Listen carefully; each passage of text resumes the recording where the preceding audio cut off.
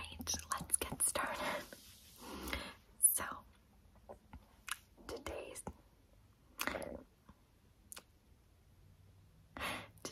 video is oh, and then my rings.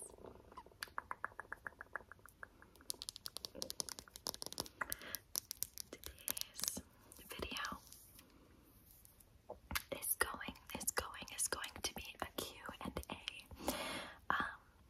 heavily related to my bipolar disorder. I have been encouraged to talk about it from my therapist, my psychiatrist, and nobody else. What was that sound? I don't know. But I've been encouraged to continue talking about it online, and I figured I could share my own experience and maybe answer some of your questions and break the stigma and the stigma for mental health topics being taboo. So I have a lot of questions, some of which I got from my Instagram, and then others I got from my community tab. And I'm gonna start with one that's like just a chill little question, not about bipolar, so we can like ease into it, okay? To make it a little easier to ease into. So, okay, the first question is, what are your favorite ASMR triggers and artists? So, I really love just whisper rambles with light tapping. So maybe just whispering about life and what's been going on in their world, and just light tapping. I like that a lot. And just any whisper ramble. My favorite ASMR artists, I'm gonna miss so many. I love Grace V. I love Mads ASMR. I love Southern ASMR Sounds. I love Krista ASMR. I love Lori Latte ASMR. Maggie Moon ASMR. MEGGIE. I love a lot of ASMR artists. So now let's get into a harder question. How did you get diagnosed? When? What signs? Story. So I was diagnosed with bipolar in June of 2021. It was suspected. It was suspected for a long time. My therapist didn't see it, but people in my real life did. I have always been very quick to like change moods, if that makes sense. And when I get into a mood, whether it's a happy one or a sad one, I kind of get stuck there for a while. So that was a thought. And initially I was diagnosed with bipolar 2. So I have a little definition. The difference between bipolar 1 and bipolar 2. Bipolar, okay, it says, all types of bipolar disorder are characterized by episodes of extreme mood. The highs are known as manic episodes and the lows are known as depressive episodes. The main difference between bipolar 1 and 2 lies in the severity of the manic episodes caused by each type. A person with bipolar 1 will experience a full manic episode, while a person with bipolar 2 will only experience a hypomanic episode, which is a period of time that's like, it's like mania light. It's like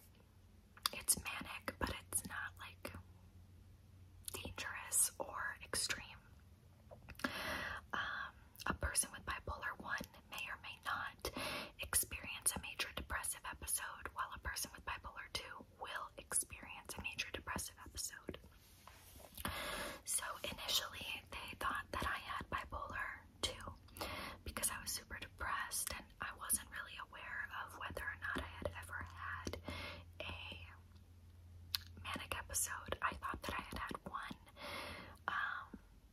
When I first met my fiance, it was crazy town. Like,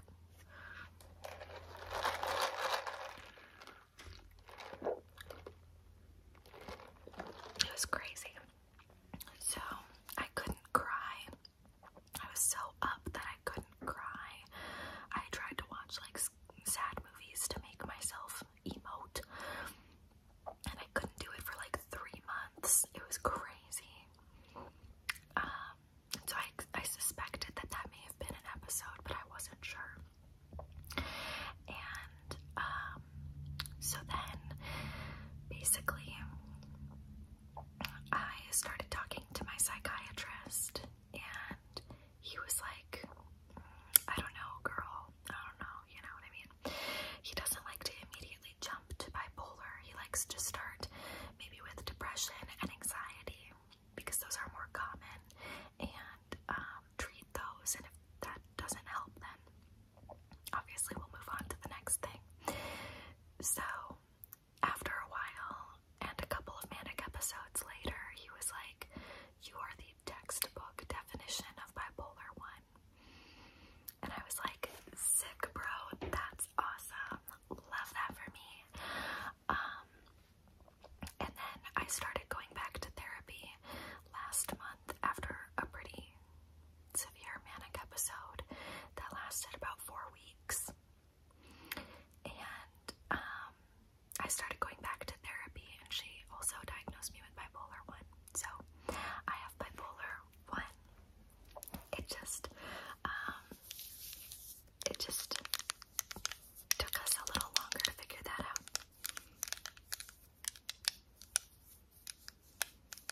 So next, do you ever feel like you could become violent? I'm gonna say no for legal reasons. No, I'm gonna say no. I'm not really a violent person, but when you're in the middle of something that's so severe, I can see how anybody would get violent, whether they're in a depressive or a manic episode. Sometimes it just be like that. Are you able to find motivation on the days it feels impossible to get out of bed? Well, the answer to this is so cliche, but it's just, I'm a mom, so I have to, you know what I mean? Sometimes all I can do is get out of bed, come downstairs, lay on the couch, and go to sleep while my daughter watches a movie. And I know that sounds awful, but I do it. My fiance's done it. It happens sometimes when we're just really struggling, and that's enough for that day. I make sure she has food and water and soy milk and a movie, and then I just knock out. So some days are harder than others, but I always manage to get out of bed and do what I need to do. Not necessarily everything I want to do, but everything I need to get done, I get it done because of my daughter.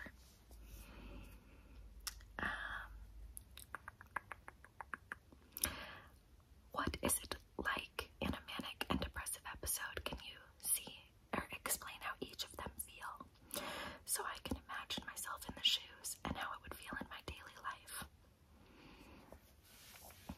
So I'm sure it's different for everyone, but for me personally, a depressive episode is like you see in the movies. Like, you don't want to get out of bed, you're sleeping all the time, all night, all day. You can be moving or speaking so slowly that people notice. You can be, you could not be eating or drinking enough water, maybe not even going to the bathroom as much as you should, just because it's too much work. Everything feels heavy. Everything feels like it's just too much. It's just too much. Whereas a manic episode, you feel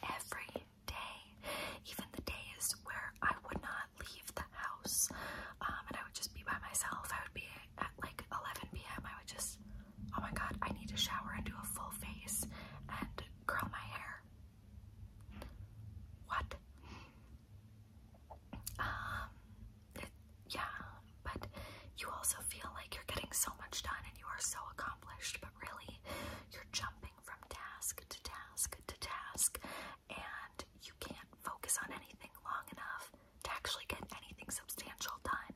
So you might be like, damn, I have been moving all day.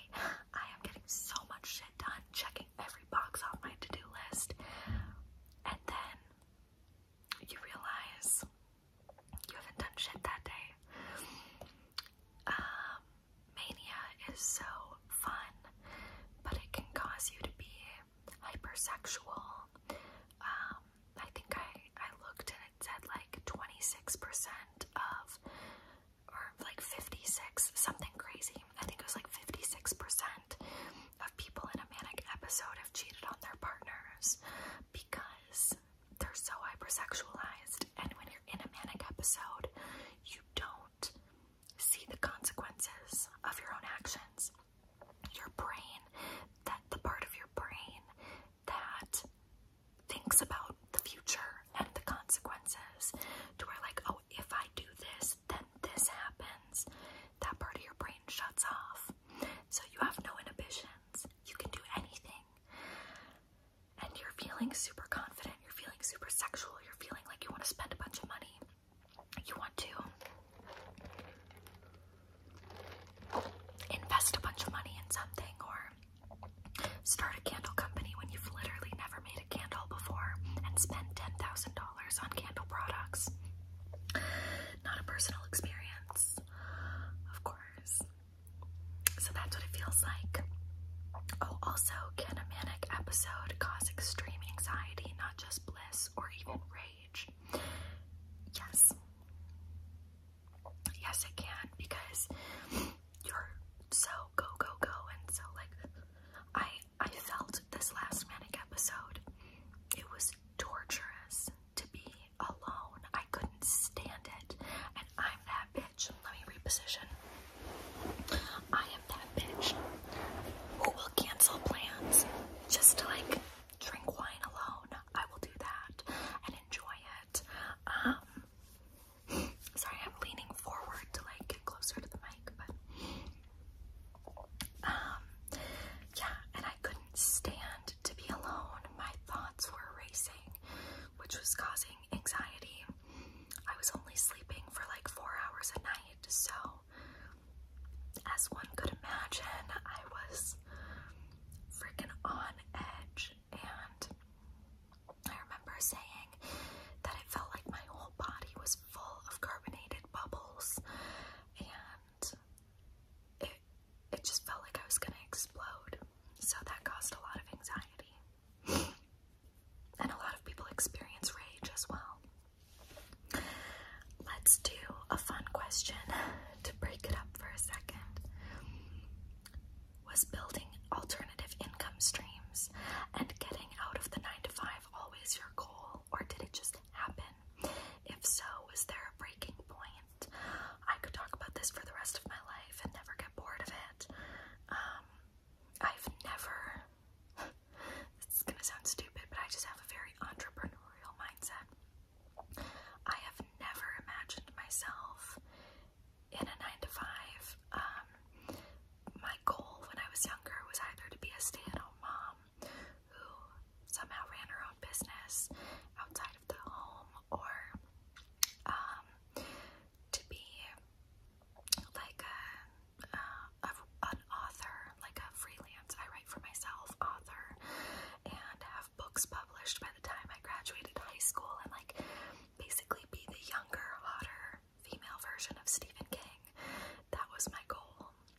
So I've never seen myself in a job ever.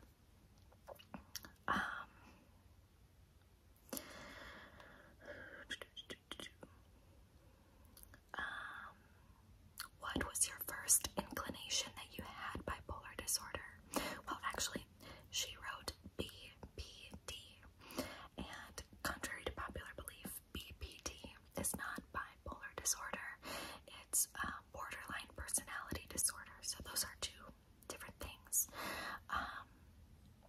Just for future reference for anybody. I, as far as I know, do not have BPD, but you never know. My first inclination was, honestly, I was kind of in denial about it. I was just like, I have anxiety and depression. I didn't think I really had anything more severe going on until I got really, really depressed, and I wanted to see a psychiatrist, and my therapist told me that I had to get a psychological evaluation done, and then they would have to refer me to a psychiatrist. So I was like, shit, okay, so I got my psychological evaluation done, and that's where I found out.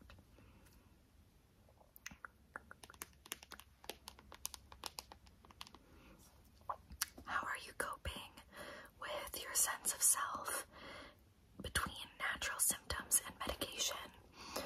I don't know. I've gone through a few different medications to try to get me out of mania, and it wasn't working, but thankfully I have a very good psychiatrist who is very close. He works very closely with his patients, and like, I have his personal phone number. All of his patients do, and we can text him in the middle of the night on a Saturday, and he'll help us. So he's just a very great resource, and he told me, he was just like, listen, I worked in a hospital setting for 7 years. I know what they would do if I sent you to the hospital, so I can thankfully do that for you. I know what to give you. I know what they would want to give you. But that being said, if you had any other provider, you would be hospitalized right now because you can't get out of mania, and the stuff I'm giving you isn't working. So I was almost hospitalized last month for that, and just leveling with you, made decisions that I will never speak about ever on this channel, maybe in like 10 years, but otherwise I will never speak about them, and I'm really hurting right now, and I want you guys to understand that a manic episode, as fun as it may look, and as fun as I might be having while I'm manic, it also has the very, very real potential of absolutely ruining your whole fucking life and the people's lives around you. So it is fun and games, but it's fun and games until it's not. So just take care of yourselves. And so basically what I was trying to say was I was doing a lot of medications that were not helping, and I seem to be on one that's helping now. It got me out of mania for about 2 weeks now. I've been out of mania, and not quite 2 weeks, but almost. But now, as of last night, I told my fiance, I was like, I'm starting to feel odd, and I'm dressing different again. It's very strange. I feel like I may be getting hypomanic, which honestly is Gucci Gucci. I love being hypomanic. My psychiatrist likes when I'm hypomanic. My work thrives in hypomania, but we just don't want me to be manic. So I don't know. I'm not coping well. Let me answer a fun one again, just for funsies. What age were you when you lost your virginity? I was 15. I was 15, and then we waited like 6 months. Or no. Oh no, sorry. I was 16. No. I was 15 or 16. And then we waited for like 9 months because we were like, that was too early. Like, we shouldn't have done that. And then we waited for like 9 months until we got our perfect opportunity again. And then we were like, well, we're alone. When is this ever gonna happen again? So then we had sex again.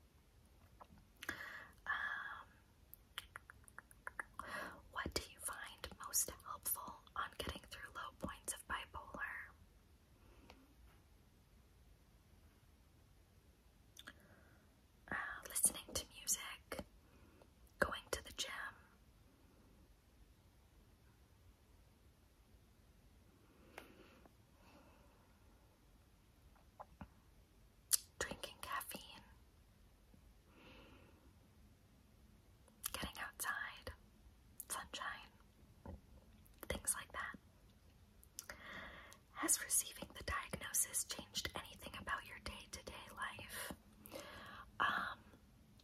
Yes, because I understand myself. I'm gonna reposition. I understand myself a lot more. I understand why I think the way that I do and why my brain works the way that it does. And it's just, I have to be more mindful of my health and my body and my mind, and I have to understand that it's a very serious diagnosis and situation. Very easily easily managed, but it is extremely serious. So just recognizing that I have a problem that needs treatment, and so having to be wary of how I'm feeling and my symptoms, and I can never just be like, oh, I'm so happy. Like, I kind of have to question myself, like, am I happy, or is there something more going on? That kind of stuff.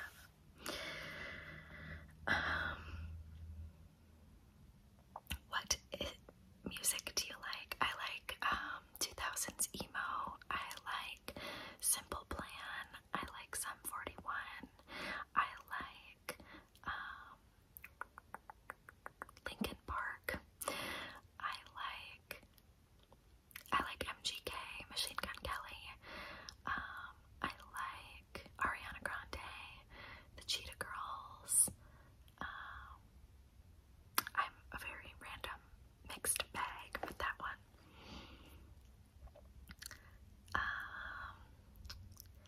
We're gonna end with this. Nothing from Sammy. Nothing. Just wanted to tell you that I watch you daily, boo. And just know from one mama to another, you're doing the damn thing. You got this. And I love you, Sammy. Thank you.